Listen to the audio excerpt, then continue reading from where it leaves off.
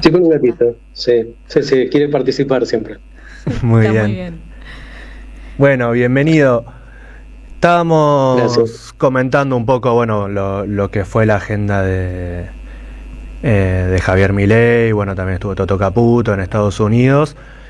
Charlamos un poco sobre los tweets de Scott Bessent, que ya en la actualidad nos sirve un poco más para saber qué va a ser de nuestro país, leer los tweets de él que leerlos de nuestros propios funcionarios.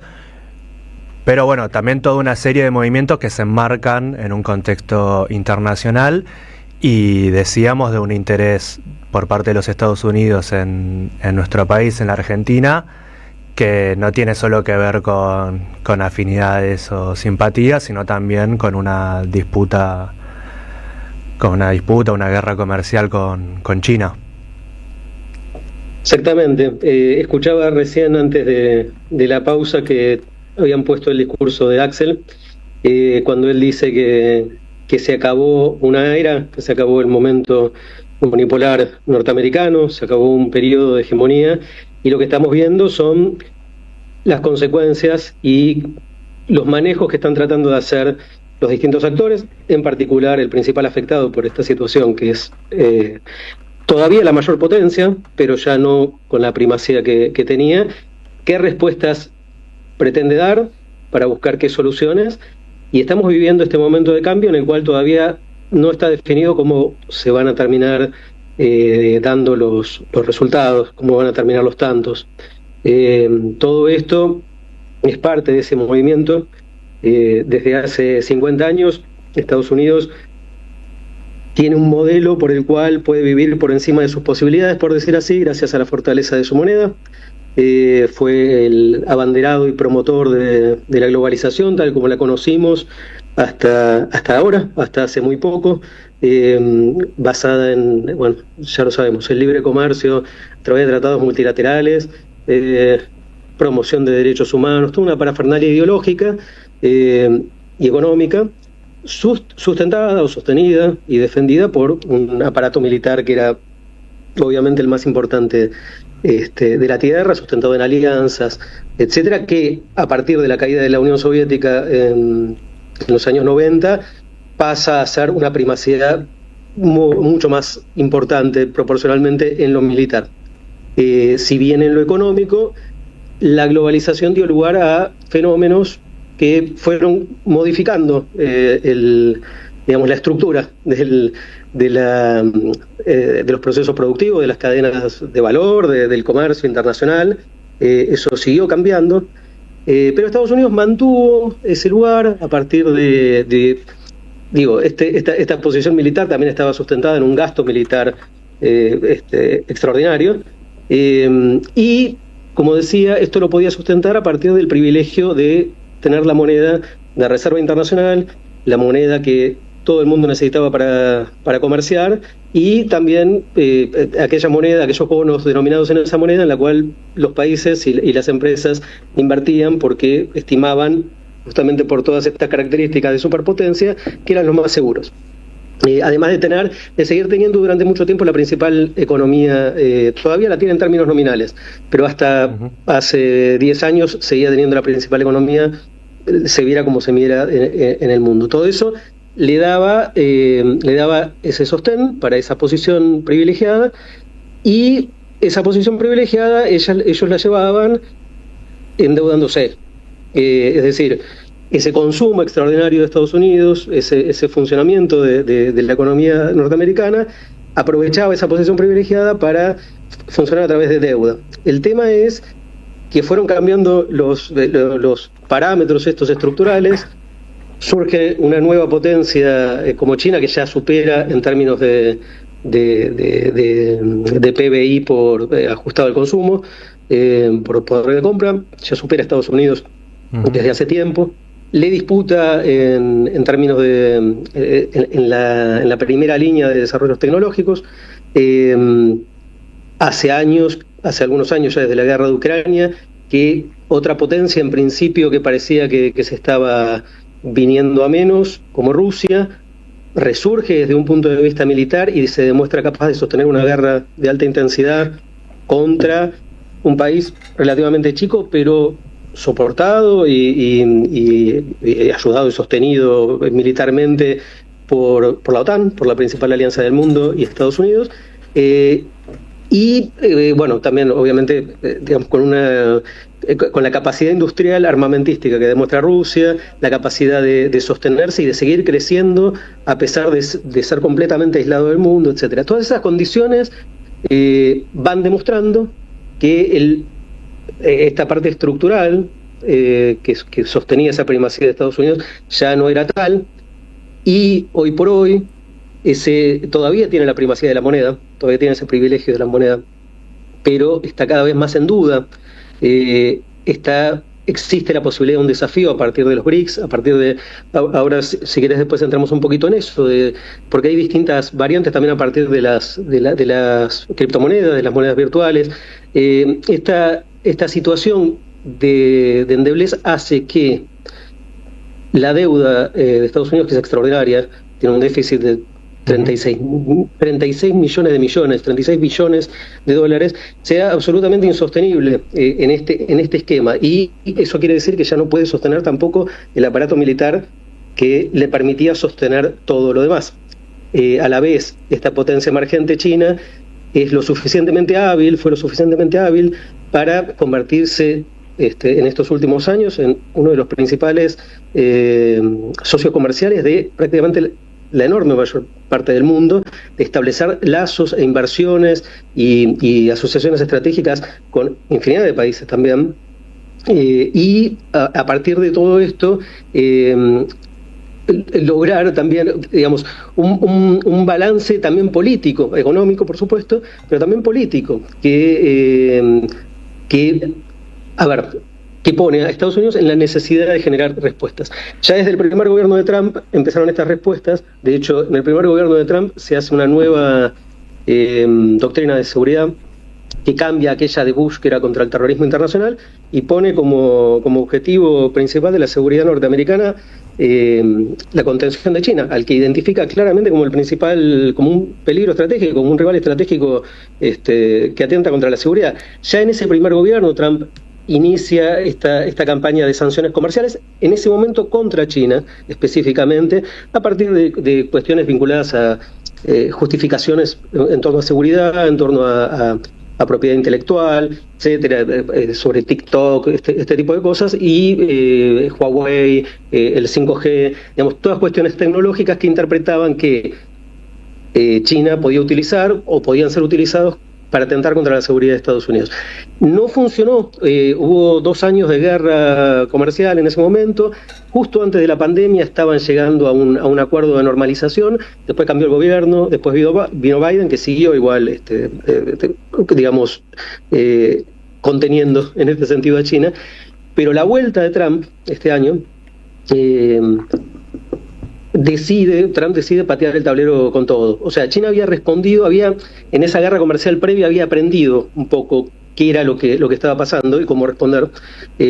Respondió, por ejemplo, de maneras muy inteligentes, sancionando, así como la sancionaban a ella, sancionando productos muy específicos, que uno diría, ¿por qué los elige? Bueno, eran productos que se producen en las regiones de Estados Unidos que apoyaban a Trump electoralmente. O sea, le pegaba directamente a su base electoral, a la economía de su base electoral, o otros que eran absolutamente estratégicos, como las tierras raras que sirven para implementos, bueno, sobre todo militares, pero bueno, de todo tipo en cuanto a energéticos, baterías, cualquier tipo de vehículo de última generación, etcétera, de los cuales China tiene una proporción de la producción del mercado muy alta. Entonces, eso fue como lo que fue aprendiendo también. China estaba preparado para cuando volvió Trump, y Trump también había cambiado la estrategia, porque otra estrategia que usó China en aquella vez fue diversificar, derivar sus ventas y entrar por otro lado a Estados Unidos. Surgió con todo el comercio China-México, y México exportaba a Estados Unidos, el 80% de las exportaciones de México van a Estados Unidos, y obviamente buena parte de eso empezaban a ser productos chinos que pasaban por México. Estados Unidos, también advertido de esto, empezó esta esta guerra comercial de este año, pateando el tablero absolutamente y imponiendo tarifas indiscriminadamente a todos, también con esta estrategia trampista de después negociar. Pateo y después cedo un poco a cambio de lo que quiero pedirle a cada uno. Alguien decía por ahí que así como tradicionalmente en la diplomacia europea, en la negociación europea se jugaba el ajedrez, la idea del ajedrez como estrategia, y los chinos juegan al Go, que también es interesante ver las diferencias de cómo se leen eso, que los norteamericanos jugaban al póker, y que Trump en ese sentido era un jugador de póker que era el bluff, es cantar de más, y que el otro entre, a ver si el otro entra. Hay algo muy específico de esto, que ahora si querés vamos a los detalles, pero muy importante de esta pateada de tablero de Trump, y muy significativo, que es lo que definitivamente marca el final de la era, como decía Axel, y que es que esta imposición de tarifas, ya sin ningún tipo de excusa contemplada en los reglamentos de la Organización Mundial de Comercio, ni en ningún tipo de legislación internacional, sino simplemente como herramienta de política pura y llana. Quiero hacer esto, quiero hacer lo otro, y lo hago porque puedo hacerlo nada más. Es básicamente tirar por tierra y sepultar toda esa multilateralidad, ese libre comercio multilateral del que Estados Unidos había sido el principal abanderado y el principal beneficiario durante muchísimo tiempo, hasta que China aprendió a jugar ese juego y sobrepasarlo, y por lo tanto socavar las propias bases ideológicas de la hegemonía norteamericana, tal como la conocíamos. O sea, estamos realmente viviendo un final de época, no por Trump. Esto es el emergente y es la respuesta que trata de hacer Trump, y su estrategia fundamental es, aprendiendo de lo que fue la guerra comercial anterior, aislar absolutamente a China lo máximo posible del resto de los mercados del mundo, incluyendo América Latina, por ejemplo. Ellos quieren sacar a China de aquí. Te interrumpo un cachito porque dijiste un montón de cosas que quiero retomar y no voy a poder con todas, pero voy a ir con una específica que decías mención recién, en esto de, cómo Estados Unidos busca patear el tablero, busca como ir con todo, y de repente dice, aflojo a medida que va viendo que la batalla capaz que no es tan sencilla encima como pensaba. Y me hiciste pensar en, ya se van a cumplir 10 años del boom de Cambridge Analytica, del Big Data, de todo ese quilombo que hubo con la cuestión de los datos y las elecciones, y en la noticia de esta semana de Estados Unidos buscando que, por ejemplo, TikTok, que era algo que dijeron, lo vamos a sacar de Estados Unidos, no va a existir más, ahora va a operar en todos los países del mundo, menos acá, y como de repente esa decisión fue algo que quedó de baja, pero que ahora vienen a discutir una cuestión de acciones también con China, pensando también en esta arista de la globalización en los medios de comunicación, y TikTok que funciona como un gran influenciador, ¿no? Son dos aspectos. Primero, en el contexto es esa guerra de tarifas inicial con China, que escaló hasta tarifas imposibles de números absurdos. Entró en una pausa en julio en la cual regularon los dos sus tarifas mutuas y permitieron algunos intercambios. Por ejemplo, China había prohibido las tierras raras, le permitió un poco, etcétera. Y a partir de ahí se empezó a negociar en esa tregua. Ahora terminó la cuarta ronda de negociación, y uno de los resultados vinculados a esta negociación es TikTok. Lo que se hizo en realidad, aparte del cambio accionario, en realidad es quien tiene el control del algoritmo en la rama norteamericana de TikTok. Se la va a quedar, todavía no está claro, pero una empresa norteamericana. Entonces, y también, se va a quedar la propiedad, ¿no? Obviamente, de TikTok, Estados Unidos, pero los beneficios van a ir para la matriz china. Entonces, es un acuerdo que las dos partes quedan satisfechas. Pero la parte de seguridad, que tiene que ver con el algoritmo, es en parte en tanto medio de comunicación, pero el otro aspecto, no sé si han hablado en estos programas alguna vez de Varoufakis y del tema del tecnofeudalismo, que es el poder del algoritmo. Estos algoritmos son los que conocen más de nosotros mismos y de cada uno de nosotros que nosotros mismos. Son los que es donde se juega el capitalismo de hoy. Quien decide quién compra qué y quién puede acceder a comprar qué o a vender qué. el manejo de esos algoritmos, el conocimiento total que esos programas permiten sobre la población, son una materia de seguridad también.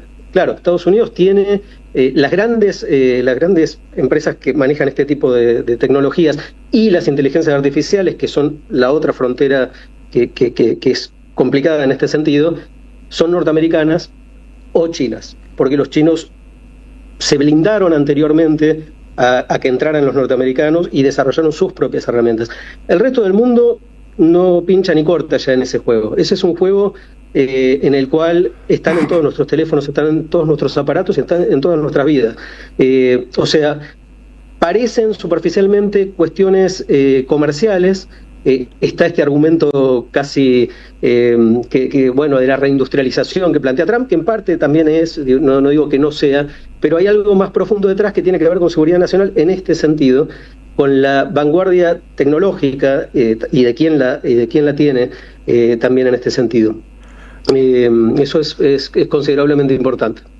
Clarísimo. Leandro, la verdad que está buenísimo, son un montón de temas y bueno, también está gustando mucho en el chat, en el WhatsApp que nos mandan, así que te vamos a volver a invitar si tenés ganas, pero te traemos para acá si puedes, porque no nos queda mucho en la entrevista de hoy. Y quería preguntarte, bueno, en este contexto de todo lo que relatabas, y que además estuvo buenísimo el raconto histórico también y repaso de los últimos años, bueno, ¿qué rol juega América Latina? Y puntualmente también, bueno, con Argentina, ¿qué pasa con Argentina en sus vinculaciones con estos dos países? Bueno, eso es un tema delicado y es realmente el tema crucial hoy, en general en el mundo, porque esto es algo que está... Este patear el tablero implica también, como decía al principio, es el cimbronazo y vamos a ver cómo caen las fichas, ¿no? Estamos todos a la expectativa de ver cómo se van desencadenando los sucesos, pero estos son los actores principales. Obviamente hay otros. En ese sentido, China se convierte en uno de los primeros tres socios comerciales de casi todo el mundo, en América Latina también, salvo el área más cercana a Estados Unidos, del Caribe y de Centroamérica y México, pero digamos, Sudamérica entra dentro también de China como principal socio comercial o segundo, y Estados Unidos, bueno, ahí voy a hacer un paréntesis, saliéndome un poquito de lo comercial, hay una filtración de estas semanas, no está claro todavía qué tanto de cierto es, de una nueva estrategia de seguridad nacional norteamericana, en la cual estaría explicitándose en base a esta... bueno, hay muchas cosas, digo, que hacen pensar que es muy verosímil, de que Estados Unidos se va a empezar a replegar, porque realmente no puede seguir gastando lo que está gastando, se va a replegar de muchos lugares del mundo. ¿Y a dónde va a replegarse? Va a replegarse a su propio territorio. Estados Unidos tiene militarizada la frontera con México, tiene militarizada varias ciudades dentro de Estados Unidos, ha desplegado fuerzas militares en el Caribe, está hablando con México, presionando a México para entrar también ahí. Entonces, lo esperable es que trate de asegurarse lo que considera más propio y más cercano, lo cual incluye América Latina. Bessent, como vos mencionabas recién, nos da las pistas. Bessent habla directamente de que Argentina es geoestratégicamente un socio ineludible de Estados Unidos. Eso implica muchas cosas, o puede implicar muchas cosas. Por un lado, básicamente que vengan a sacar todo lo que puedan desde acá. Cuando uno ve la humillación a la que está sometiendo Estados Unidos a la Unión Europea, por ejemplo, que le hace pagar, que cada país ponga el 5% de su PBI para bancarse los gastos militares de la OTAN, que la hizo ir a von der Leyen ahora en julio para que se sometiera sin nada a cambio a que Europa se banque un 15% de aranceles de Estados Unidos, a que se comprometan a comprarle 600.000 millones de dólares en armas y 500.000 millones de dólares en inversiones en Estados Unidos, a cambio de nada. Entonces, a Europa también ha hecho cosas parecidas yendo a recaudar inversiones, porque sí, al Golfo Pérsico, con sus aliados Japón y Corea. ¿Qué nos va a venir a pedir a nosotros? Nosotros no tenemos para invertirle nada. Es muy claro que vienen a buscar los recursos estratégicos que necesitan para sostener, si esto sigue escalando, esta tensión geopolítica a nivel global, los recursos estratégicos, las rutas, la logística, por ejemplo, el estrecho de Magallanes, el acceso a la Antártida, recursos obviamente del mar argentino, de tierras, de minería, de lo que se te puede ocurrir. Es muy y sobre todo, no solamente asegurárselo ellos, sino sobre todo que los chinos no estén. Eso uno podría decir, es lógico que la razón de base o que el motivo de base esté jugando ahí. Hay otro punto, que es que Brasil es un país BRICS, por lo menos mientras esté Lula a cargo o gente que esté en la misma sintonía, es una piedra en el zapato de Estados Unidos. Esto tiene un riesgo añadido, que es que nos pone, como hace 40 años ya no lo somos, si Milei se somete a que empiece a haber presencia militar norteamericana en Argentina, a que entremos, algunos hablaban de dolarización, yo no creo que se llegue a eso, pero bueno, que entremos en este tipo de dinámica con Estados Unidos, vernos llevados forzadamente a una competencia estratégica complicada con Brasil, de la cual habíamos eliminado cualquier tipo de sospecha mutua hace 40 años, gracias al acercamiento postdictadura. Entonces, bien, eso es complicado. Después se dan cosas graciosas, porque Argentina realmente es, como dice Axel, complementario con China, tiene una asociación económica muy fuerte y China ofrece también la posibilidad de desarrollo en muchos campos, de cooperación en muchísimos campos.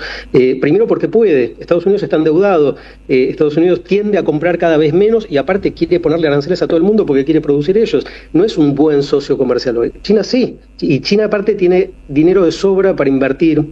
Entonces, el tema ideológico que puede estar primando en el gobierno de Milei, en realidad va contra los intereses argentinos claramente. En ese sentido, digamos, la presencia de China, que es muy fuerte ahora, se dan cosas graciosas. Por ejemplo, aparece la oferta del swap que le da Bessent a Caputo y Milei, de 20.000 millones. Algunos dicen, especulando, bueno, es una oferta norteamericana para que nos retiremos del swap con China, deshagamos el swap con China. Puede ser. Aparecen los 4.000 millones adelantados de lo que se había pactado del Banco Mundial como préstamo. Bien, ahora, ¿qué pasa? En simultáneo, Milei le quita las retenciones hasta un monto, y duró 3 días, a la exportación de agropecuaria. ¿Quiénes llenan esos cupos para retenciones cero? 7 grandes cerealeras, de las cuales una es una cerealera estatal china, COFCO, que se lleva la soja y derivados de soja. O sea, los propios norteamericanos terminan financiando la compra de soja a China, y no solo eso, por el conflicto de tarifas que hay entre China y Estados Unidos, China en todo el año no le compró soja a Estados Unidos. Los sojeros norteamericanos, que es una de las principales potencias sojeras del mundo, le vendían el 80% de la soja a China, están a punto de quebrar. Entonces hay un reclamo increíble en Estados Unidos que es delirante al gobierno norteamericano, diciendo: ustedes le están financiando a un país que le quita, le baja las tarifas a China para venderle lo que nosotros no podemos venderle. Se dan cosas realmente curiosas. Bueno, no es fácil, obviamente, deshacerse de esa situación porque nuestra economía está muy vinculada con China y potencialmente podría estarlo mucho más. Pero bueno, sabemos cómo es. Por detrás de la economía siempre está el poder duro, ¿no? Y bueno, y la política.